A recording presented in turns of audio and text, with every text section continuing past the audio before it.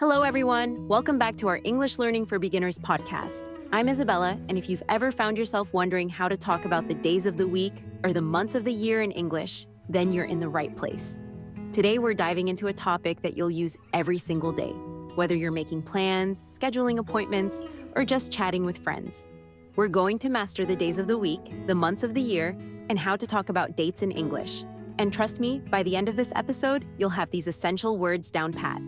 Joining me today is my amazing co-host, Amir. How are you feeling today, Amir? Hi, Isabella. I'm feeling great and super excited about today's topic. Knowing how to talk about days, weeks, and months is such an important skill in any language, and English is no exception. Whether you're booking a holiday, setting a deadline, or even just figuring out what day it is, these are the words that will help you navigate everyday life.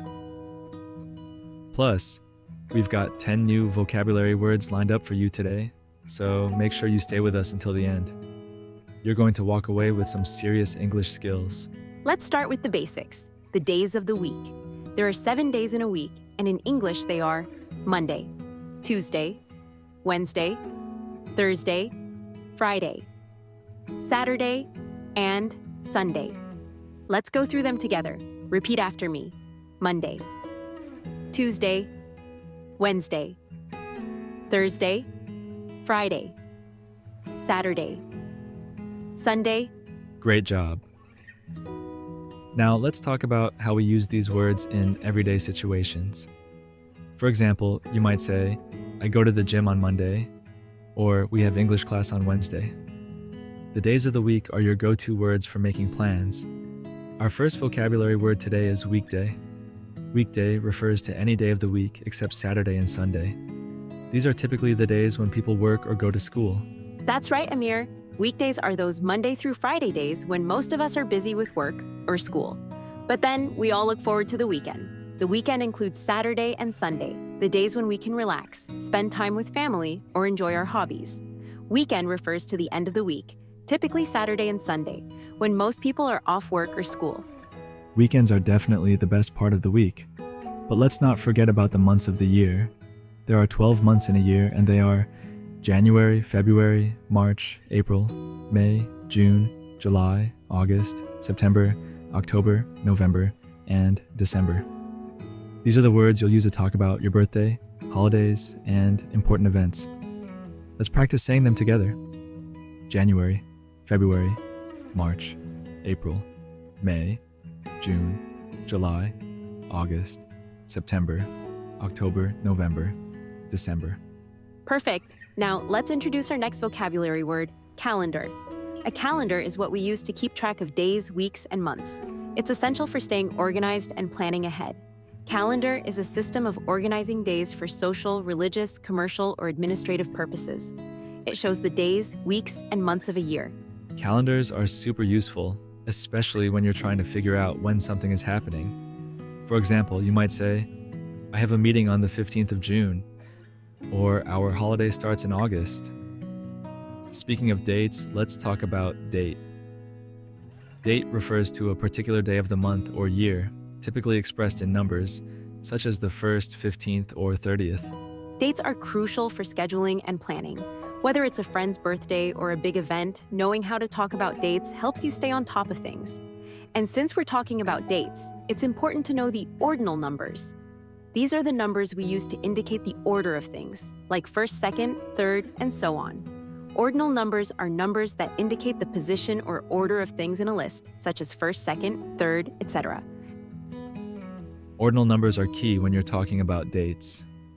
For example, you might say, my birthday is on the 5th of April, or the meeting is scheduled for the 21st of September. It's all about knowing where things fall in the sequence. And now let's talk about the seasons.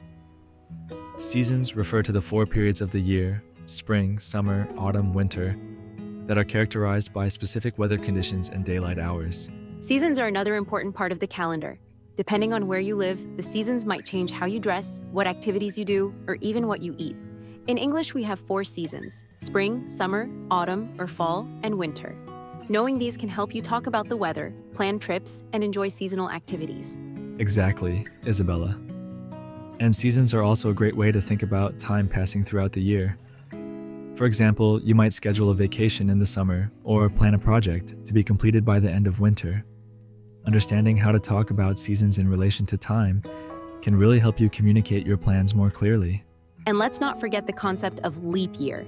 This is a special year that occurs every 4 years, where February has 29 days instead of 28. It's a little quirk in the calendar that helps keep our year aligned with the Earth's orbit around the sun.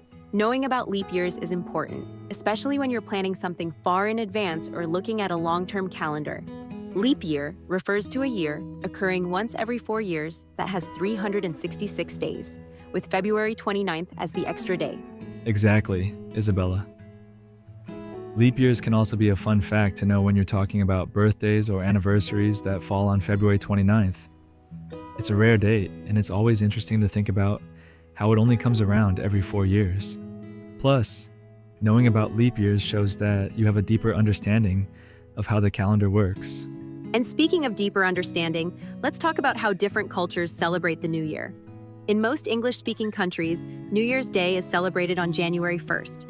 But did you know that in other cultures, the New Year might be celebrated at a different time of the year? For example, the Chinese New Year follows the lunar calendar and usually falls in late January or February.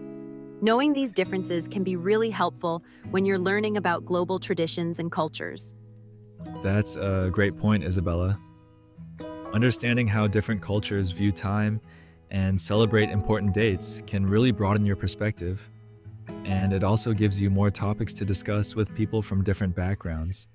Plus, it's always good to know when to say Happy New Year in different parts of the world. Absolutely, Amir. And before we wrap up, let's talk about some tips for remembering all these dates, days, and months. One method I love is creating a visual calendar. This can be as simple as a physical calendar that you fill in with important dates or an app that helps you keep track of everything. Visualizing the dates can really help reinforce your memory, especially when you're just starting out. That's a great tip, Isabella. Another method I recommend is using mnemonics. For example, to remember the order of the months with 30 days, you can use the rhyme, 30 days hath September, April, June, and November. Little tricks like this can make learning these concepts easier and more fun. Mnemonics refers to memory aids, especially those techniques that use vivid imagery and organizational devices. I love that idea, Amir. Mnemonics are a great way to make information stick. And for those of you who like a challenge, try making your own rhymes or songs to help remember the days of the week, the months of the year, or even special dates. The more creative you get, the more likely you are to remember. That's such a fun way to learn, Isabella. And remember, everyone, learning is a process. The more you engage with the material, the more confident you'll become. So keep practicing, keep exploring, and don't be afraid to make mistakes. Every step you take brings you closer to mastering English. We hope you enjoyed this extended episode and that you feel more comfortable talking about days, weeks, months, and dates in English. Remember, these are words you'll use every single day, so keep practicing until they become second nature. And don't forget to share your progress with us. We'd love to hear how you're doing. Thanks for sticking with us to the end. If you enjoyed this episode, please give it a thumbs up and share it with your friends. And if you have any questions or topics you'd like us to cover in future episodes, let us know in the comments. We're here to make sure you get the most out of your English learning journey. We're so excited to continue this journey with you. Thanks again for joining us today. And remember to keep practicing, stay curious, and most of all, enjoy the process. Every new word you learn, every new sentence you build, brings you one step closer to mastering English. Until next time, enjoy exploring your days, weeks, and months in English. Bye for now.